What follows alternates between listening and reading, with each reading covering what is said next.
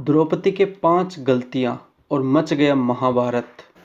Video में आगे चलने से पहले आप हमारे चैनल दिव्य संस्कार को सब्सक्राइब जरूर करें और घंटी भी बजा दें ताकि हर नए वीडियो की नोटिफिकेशन आप तक पहुंच सके।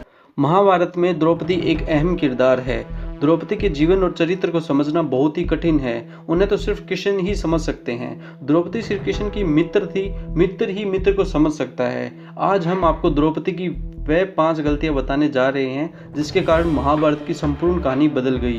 यदि द्रौपदी ये गलतियां नहीं करती तो आज इतिहास कुछ और होता। नंबर 1, स्वयंवर में कर्ण का अपमान करना। द्रौपदी कर्ण को चाहती थी, लेकिन जब उसे पता चला कि कर्ण तो सूत पुत्र है तो उसने अपना इरादा बदल लिया। उसने पहली बात तो यह कि कर्ण को स्वयंवर की प्रतियोगिता में भाग नहीं लेने दिया, और दूसरा यह कि उसने कर्ण को बुरी तरह अपमानित किया। यदि वह ऐसा नहीं करती तो परिणाम कुछ और होता। हालांकि द्रौपदी के पिता ने द्रोणाचार्य की मृत्यु की प्रतिज्ञा ली थी और उनका वध अर्जुन के अलावा और कोई नहीं कर सकता था, इसलिए वह चाहते थे कि उनकी पुत्री का विवाह अर्जुन से हो। नंबर 2, पांडवों की पत्नी बनना स्वीकार करना। अर्जुन ने स्वयंवर की प्रतियोगिता को जीत लिया था, लेकिन किन्हीं भी परिस्थितियों में द्रौपदी यदि 500 पांडवों की पत्नी बनना स्वीकार नहीं करती तो आज इतिहास कुछ और होता। द्रौपदी कुंती के कहने या स्वयंवर के बाद युधिष्ठिर और वेदव्यास जी के कहने पर 500 से विवाह करना स्वीकार कर लिया। नंबर 3, दुर्योधन का अपमान। द्रौपदी ने ही इंद्रप्रस्थ में युधिष्ठिर के राज्याभिषेक के समय दुर्योधन को कहा था, अंधे का पुत्र भी अंधा। बस यही बात दुर्योधन के दिल में तीर की तरह धस गई। यही कारण था कि धूतकीड़ा में उनसे शकुनी के साथ मिलकर पांडवों को द्रौपदी का दांव पर लगाने के लिए राजी कर लिया, और धूतकीड़ा या जुए के इस खेल ने ही महाभारत के युद्ध की भूमिका लिख दी थी, जहां द्रौपदी का चीरहरण हुआ था।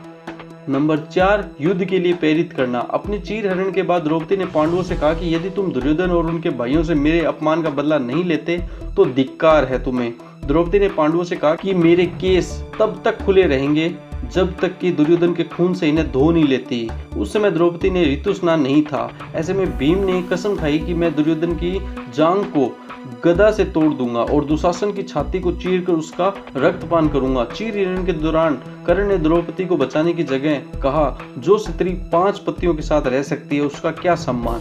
यह बात द्रौपदी को ठेस पहुंच गई और वह हर समय अर्जुन को कर्ण से युद्ध करने के लिए उकसाती रही।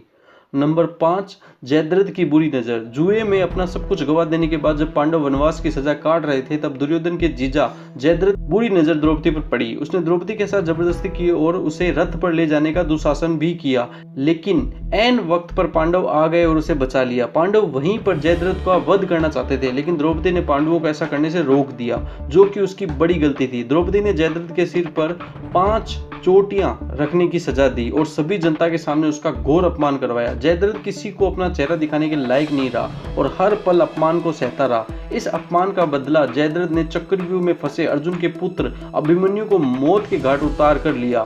तो यह थी द्रौपदी की महाभारत को रचने में खास भूमिका। हालांकि द्रौपदी का उपरोक्त के अलावा और भी बहुत कुछ योगदान रहा। इनमें से ऐसे कई कार्य हैं जिसके लिए उनकी प्रशंसा की जानी चाहिए।